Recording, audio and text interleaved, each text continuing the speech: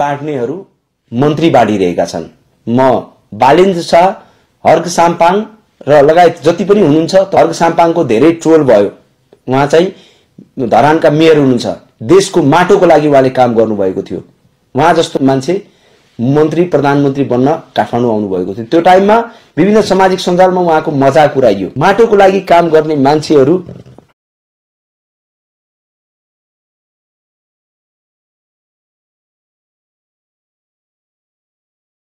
यो सरकारमा परेनन्। किन परेनन्? हामी त ट्रोल गर्छौं, मजाक उडाउँछौं, हाँस्छौं, तर हाँसिरहँदा त्यसको गम्भीरता बुझ्दैनौं, त्यसको संवेदनशीलता बुझ्दैनौं, त्यो विषयहरू बुझ्दैनौं। म हर्कजीलाई भन्न चाहन्छु, धरानका मेयर हुनुहुन्छ। हर्कजी, तपाई पार्टी खोल्नु भन्दा आईएनजीओहरुमा यदि तपाई काम गरेको भए, तपाईको त्यसमा सदस्यता भएको भए, सायद तपाई आज सरकारमा अटाउनु हुन्थ्यो होला। आज सरकारमा राम्रै पकड हुन्थ्यो होला। केही भ्रमहरू म आज चिर्न गइरहेको छु। आज यो देश कतातिर गइरहेको छ तपाईहरु सायद कल्पनै गर्नुभएको छैन। अब यो बोलिरहँदा यो पत्रकारलाई कुनै पार्टीले चलायो कि दिवाकर पनि कुनै पार्टीको झोले भयो कि भन्न बेर छैन। कुरा देशको गम्भीरतापूर्वक भन्न चाहन्छु। मेरो सुरक्षाको ग्यारेन्टी लियोस्, मलाई सुरक्षित राखियोस् भने के प्रमाणहरू दिन्छु। समय आउँदैछ, प्रमाणहरू दिन्छु र सप्रमाण बोलिरहेको छु। म तपाईलाई देखाउँछु कसरी विभिन्न दूतावासहरू राति 12 बजे सम्माननीय प्रधानमन्त्री सुशीला कार्कीको बालुवाटारको निवासमा छिर्छन्। त्यो गाडीमा को थिए? त्यहाँ त सीसीटीभी क्यामेरा छ नि। त्यो सीसीटीभी क्यामेरा नेपाली नागरिकको अगाडि के सार्वजनिक गर्नुहुन्छ?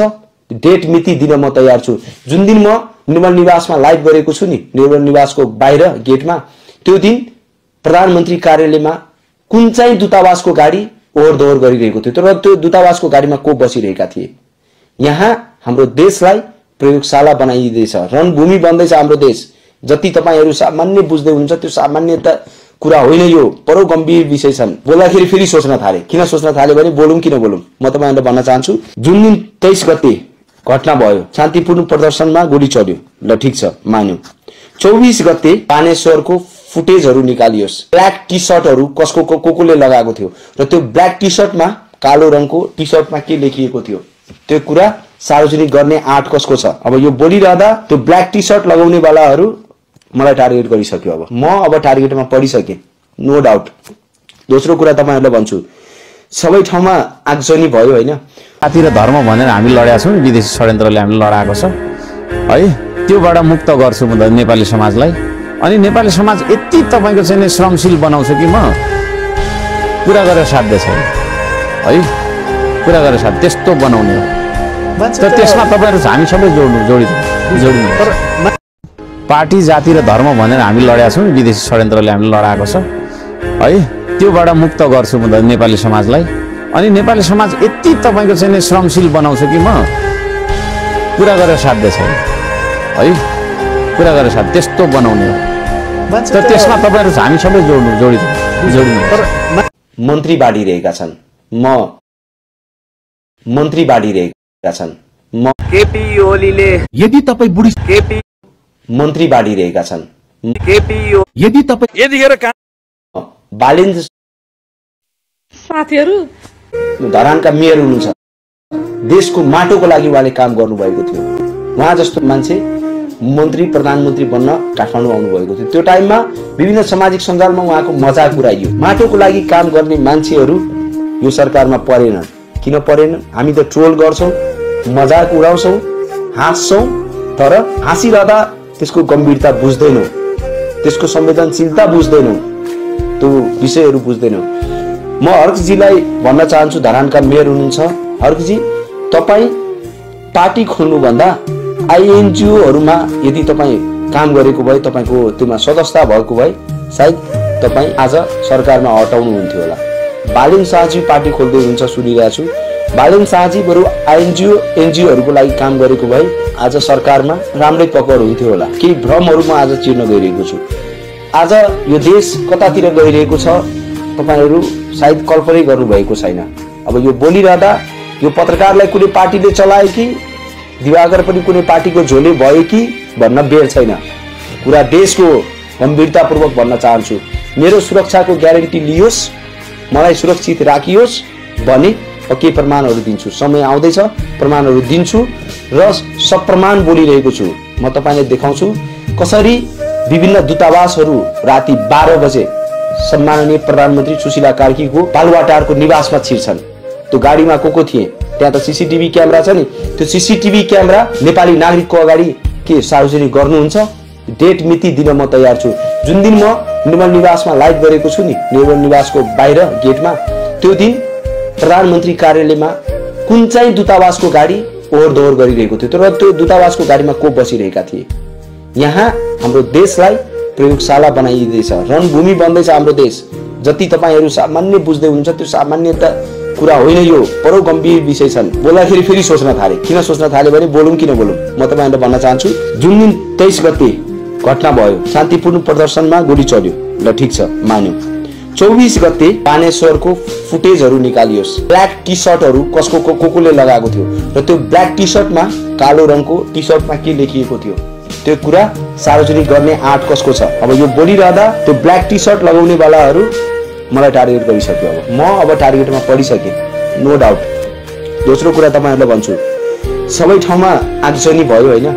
प्रहरीको चौकीहरू प्राय हामी नेपालीहरू बुझ्छौँ। ल मानौ कुनै जिल्लामा के भयो, विराटनगरमा के भयो, कुनै घटना भयो भने धेरैमा के हुन्थ्यो, विराटनगरको प्रहरी चौकीमा तोडफोड हुन्थ्यो, डुङ्गामुढा हुन्थ्यो, आन्दोलनहरूमा त्यही त हुन्थ्यो। तर 24 गते कहाँबाट सबभन्दा शक्तिशाली कहाँ छ? देशको मेरुदण्ड सुरक्षा निकाय, त्यसलाई टार्गेट गरियो। सबैभन्दा इम्पोर्टेन्ट फ्याक्ट कहाँबाट भयो भने ल 23 गते प्रहरीले गोली चलायो, त्यो गोलीबाट मृत्यु भयो जेन्जी भाइ। उहाँ जस्तो मान्छे मन्त्री प्रधानमन्त्री बन्न काठमाडौँ आउनु भएको थियो। त्यो टाइममा विभिन्न सामाजिक सञ्जालमा उहाँको मजाक उडाइयो। माटोको लागि काम गर्ने मान्छेहरू यो सरकारमा परेनन्। किन परेनन्? हामी त ट्रोल गर्छौँ, मजाक उडाउँछौँ, हाँस्छौँ, तर हाँसिरहँदा त्यसको गम्भीरता बुझ्दैनौँ, त्यसको संवेदनशीलता बुझ्दैनौँ, त्यो विषयहरू बुझ्दैनौँ। म हर्कजीलाई भन्न चाहन्छु, धरानका मेयर हुनुहुन्छ, हर्कजी तपाईँ पार्टी खोल्नुभन्दा आइएनजिओहरूमा यदि तपाईँ काम गरेको भए, तपाईँको त्योमा सदस्यता भएको भए सायद तपाईँ आज सरकारमा हटाउनुहुन्थ्यो होला। बालेन शाहजी पार्टी खोल्दै हुनुहुन्छ सुनिरहेको छु। बालेन शाहजी बरु एनजिओहरूको लागि काम गरेको भए आज सरकारमा राम्रै पकड हुन्थ्यो होला। केही भ्रमहरू म आज चिर्न गइरहेको छु। आज यो देश कतातिर गइरहेको छ तपाईहरू सायद कल्पनै गर्नुभएको छैन। अब यो बोलिरहँदा यो पत्रकारलाई कुनै पार्टीले चलायो कि दिवाकर पनि कुनै पार्टीको झोले भयो कि भन्न बेर छैन। कुरा देशको गम्भीरतापूर्वक भन्न चाहन्छु। मेरो सुरक्षाको ग्यारेन्टी लियोस्, मलाई सुरक्षित राखियोस् भने के प्रमाणहरू दिन्छु, समय आउँदैछ प्रमाणहरू दिन्छु र सप्रमाण बोलिरहेको छु। म तपाईलाई देखाउँछु कसरी विभिन्न दूतावासहरू राति 12 बजे सम्माननीय प्रधानमन्त्री सुशीला कार्कीको बालुवाटारको निवासमा छिर्छन्। त्यो गाडीमा को थिए, त्यहाँ त सीसीटीभी क्यामेरा छ नि, त्यो सीसीटीभी क्यामेरा नेपाली नागरिकको अगाडि के सार्वजनिक गर्नुहुन्छ? डेट मिति दिन म तयार छु। जुन दिन म निर्मल निवासमा लाइभ गरेको छु नि, निर्मल निवासको बाहिर गेटमा, त्यो दिन प्रधानमन्त्री कार्यालयमा कुन चाहिँ दूतावासको गाडी ओहोर दोहोर गरिरहेको थियो र त्यो दूतावासको गाडीमा को बसिरहेका थिए। यहाँ हाम्रो देशलाई प्रयोगशाला बनाइँदैछ, रणभूमि बन्दैछ हाम्रो देश। जति तपाईहरू सामान्य बुझ्दै हुनुहुन्छ त्यो सामान्य त कुरा होइन, यो बडो गम्भीर विषय छन्। बोल्दाखेरि फेरि सोच्न थाले। किन सोच्न थाले भने बोलौँ किन बोलौँ, म तपाईहरुलाई भन्न चाहन्छु। जुन दिन 23 गते घटना भयो, शान्तिपूर्ण प्रदर्शनमा गोली चल्यो, ल ठीक छ मान्यो। 24 गते बानेश्वरको फुटेजहरू निकालियोस्। ब्ल्याक टी सर्टहरू कसको कोले लगाएको थियो र त्यो ब्ल्याक टी सर्टमा कालो रङको टी सर्टमा के लेखिएको थियो त्यो कुरा सार्वजनिक गर्ने आँट कसको छ? अब यो बोलिरहँदा त्यो ब्ल्याक टी सर्ट लगाउने वालाहरू मलाई टार्गेट गरिसक्यो। अब टार्गेटमा परिसकेँ, नो डाउट। दोस्रो कुरा तपाईहरुलाई भन्छु, सबै ठाउँमा आगजनी भयो होइन। प्रहरीको चौकीहरू प्राय हामी नेपालीहरू बुझ्छौँ। ल मानौ कुनै जिल्लामा के भयो, विराटनगरमा के भयो, कुनै घटना भयो भने धेरैमा के हुन्थ्यो, विराटनगरको प्रहरी चौकीमा तोडफोड हुन्थ्यो, डुङ्गामुढा हुन्थ्यो, आन्दोलनहरूमा त्यही त हुन्थ्यो। तर 24 गते कहाँबाट सबभन्दा शक्तिशाली कहाँ छ? देशको मेरुदण्ड सुरक्षा निकाय, त्यसलाई टार्गेट गरियो। सबैभन्दा इम्पोर्टेन्ट फ्याक्ट कहाँबाट भयो भने ल 23 गते प्रहरीले गोली चलायो, त्यो गोलीबाट मृत्यु भयो जेन्जी भाइ। उहाँ जस्तो मान्छे मन्त्री प्रधानमन्त्री बन्न काठमाडौँ आउनुभएको थियो। त्यो टाइममा विभिन्न सामाजिक सञ्जालमा उहाँको मजाक उडाइयो। माटोको लागि काम गर्ने मान्छेहरू यो सरकारमा परेनन्। किन परेनन्? हामी त ट्रोल गर्छौँ, मजाक उडाउँछौँ, हाँस्छौँ, तर हाँसिरहँदा त्यसको गम्भीरता बुझ्दैनौँ, त्यसको संवेदनशीलता बुझ्दैनौँ, त्यो विषयहरू बुझ्दैनौँ। म हर्कजीलाई भन्न चाहन्छु, धरानका मेयर हुनुहुन्छ, हर्कजी तपाईँ पार्टी खोल्नुभन्दा आइएनजिओहरूमा यदि तपाईँ काम गरेको भए, तपाईँको त्यसमा सदस्यता भएको भए सायद तपाईँ आज सरकारमा हटाउनुहुन्थ्यो होला। बालेन शाहजी पार्टी खोल्दै हुनुहुन्छ सुनिरहेको छु। बालेन शाहजी बरु एनजिओहरूको लागि काम गरेको भए आज सरकारमा राम्रै पकड हुन्थ्यो होला। केही भ्रमहरू म आज चिर्न गइरहेको छु। आज यो देश कतातिर गइरहेको छ तपाईहरू सायद कल्पनै गर्नुभएको छैन। अब यो बोलिरहँदा यो पत्रकारलाई कुनै पार्टीले चलायो कि दिवाकर पनि कुनै पार्टीको झोले भयो कि भन्न बेर छैन। पुरा देशको गम्भीरतापूर्वक भन्न चाहन्छु, मेरो सुरक्षाको ग्यारेन्टी लियोस्, मलाई सुरक्षित राखियोस् भने केही प्रमाणहरू दिन्छु। समय आउँदैछ, प्रमाणहरू दिन्छु र सप्रमाण बोलिरहेको छु। म तपाईलाई देखाउँछु कसरी विभिन्न दूतावासहरू राति 12 बजे सम्माननीय प्रधानमन्त्री सुशीला कार्कीको बालुवाटारको निवासमा छिर्छन्। त्यो गाडीमा को थिए? त्यहाँ त सीसीटीभी क्यामेरा छ नि। त्यो सीसीटीभी क्यामेरा नेपाली नागरिकको अगाडि के सार्वजनिक गर्नुहुन्छ? डेट मिति दिन म तयार छु। जुन दिन म निर्मल निवासमा लाइभ गरेको छु नि, निर्मल निवासको बाहिर गेटमा, त्यो दिन प्रधानमन्त्री कार्यालयमा कुन चाहिँ दूतावासको गाडी ओहोर दोहोर गरिरहेको थियो, तर त्यो दूतावासको गाडीमा को बसिरहेका थिए? यहाँ हाम्रो देशलाई प्रयोगशाला बनाइँदैछ, रणभूमि बन्दैछ हाम्रो देश। जति तपाईहरू सामान्य बुझ्दै हुनुहुन्छ त्यो सामान्यता कुरा होइन, यो बडो गम्भीर विषय छन्। बोल्दाखेरि फेरि सोच्न थाले। किन सोच्न थाले भने बोलौँ किन बोलौँ? म तपाईहरुलाई भन्न चाहन्छु, जुन दिन 23 गते घटना भयो, शान्तिपूर्ण प्रदर्शनमा गोली चल्यो, ल ठीक छ मान्यौं।